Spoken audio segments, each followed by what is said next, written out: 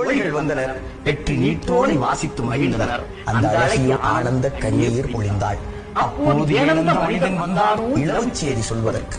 என்னருமை பின்பாவால் கண்ணல்ல கலங்காதே, களச்சி கடைசி செய்தி கேள் என்றார். அன்றோ மாவிளை தோரணம் கட்டி மனவிழா மேடை தன்னில் வாழ்விலே உண்டானோ என்று சொன்ன கண்ணால் மார்பிலே வேல் தாங்கி நல்ல சாவிலே விட்டான். ஆவிதான் போனவில்லை உயிர் வாழும் மரணங்கு அச்சடித்த தமிழ் பதுமை கூவி அழுதாள்.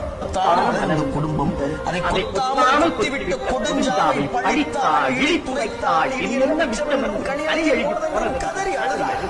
பணிவெள்ளும் விழிகாட்டு படைவெள்ளே மொழி வைத்து பள்ளியறை கதிபாடும் நாளெல்லாம் வந்தானோ இனியும் தூங்காத கண்டானோ என அழுதாள். அத்தான் பிணம் கிடக்கும் களம் நோக்கி தொழுதாள். சோகத்தால் விழுந்துவிட்டு அவள் காதில் வெற்றி வேகத்தால் கெட்டதுதான் முடி